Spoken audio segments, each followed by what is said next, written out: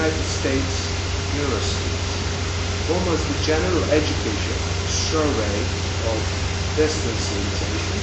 The other was the study of the great books of the Western canon that all students would take prior to graduation. This set of courses became known as general education, sometimes referred to as the curriculum. This model of curriculum has come to exist as a fundamental component of American higher education. What we call humanities today did not exist in the 19th century, but its equivalent in German, Geisteswissenschaften, was popularized at the end of century by Wilhelm von Humboldt. The term seems to have entered the academic taxonomy first in the United States. For the moment, let's put aside social sciences divisions, which, like the term itself as we use today, was appeared later than humanities. And let's take humanities as an all-encompassing term outside of art or science. At the University of Chicago, a general reorganization replaced the faculties of arts and letters with a division of the humanities about 30. At Princeton in 1936, an undergraduate interdisciplinary special program in the humanities was initiated at Princeton. At Columbia, the path-breaking freshman sequence in the humanities opened a reading list of literary, philosophical, and religious texts from Homer to Goethe, all interdepartmentally, and required of all freshmen and sophomores was also instituted in 1936 and 7.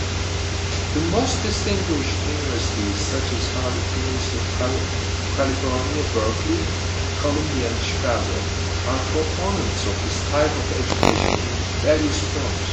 In addition to this, there are at least a dozen of small liberal arts colleges such as St. John's College, where the whole undergraduate education is based on the classical texts and books. In 1990, over 85% or more than 3,500 American colleges and universities required all students to complete some sort of general education requirements. Additionally, 40% of all institutions require courses in Western or world civilization. Nevertheless, according to a survey by the National Endowment for the Humanities, 78% of colleges and universities fail to require a course in the history of Western civilization. On the other side of the ocean, at the dawn of the long 19th century, to which we owe almost every substantial concept, such as democracy, culture, civilization, classic, education, humanism, or even literature. The first central modern state, Napoleon of France, created the elite higher education in various ground écoles, apart from public universities. One of them is École Normale Supérieure. This institution trains researchers, professors, and may also be a starting point for executive careers in public administration or business. Bergson, Sartre, Deleuze, Derrida, Foucault, Derrida are just a few names out of a long list of eminent thinkers and scholars who were affiliated with this institution. They were decisive pioneers in humanities.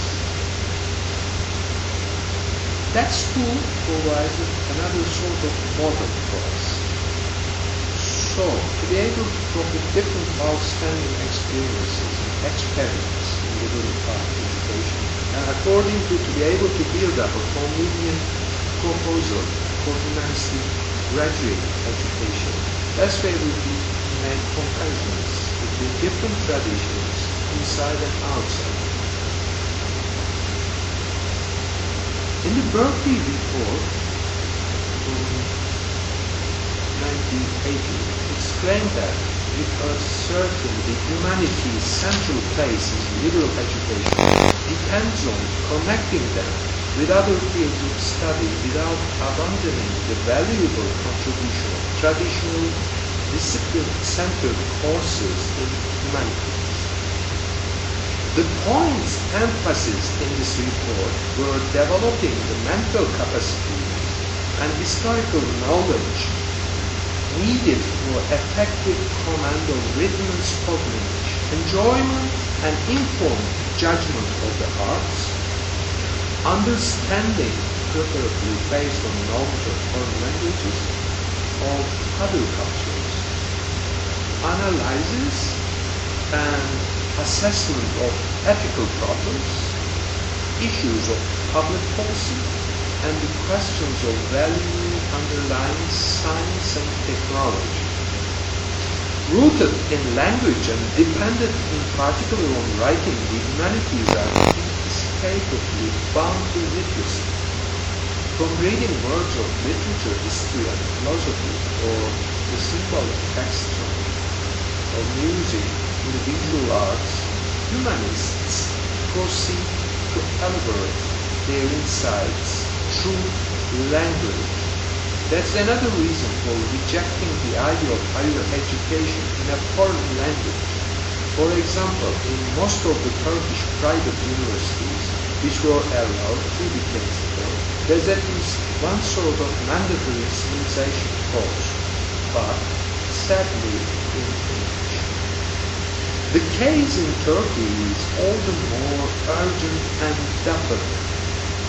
First of all, liberal humanistic education is conspicuously absent from Turkish education system.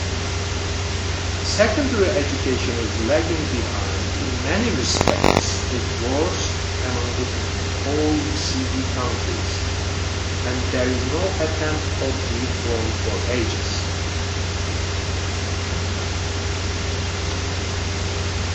Surprisingly, in 60s, in 2 higher education institutions, there started to implement a classical type of gymnasium.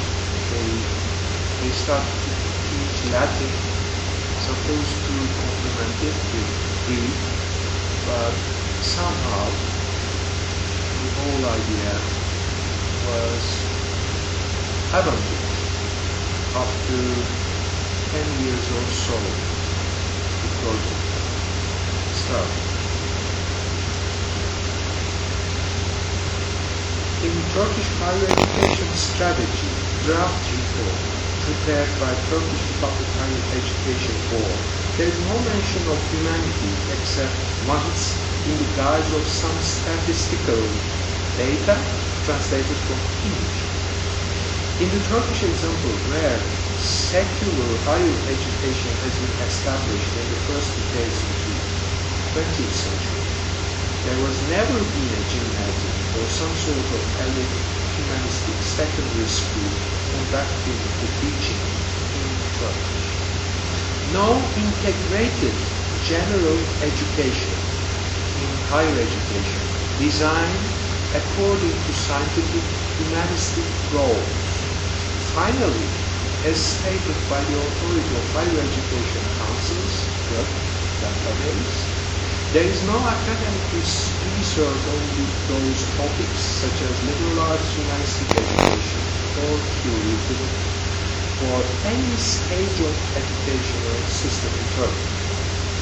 In the future, common liberal arts education in Turkey may first begin with graduate students because their help will be essential for the extension of the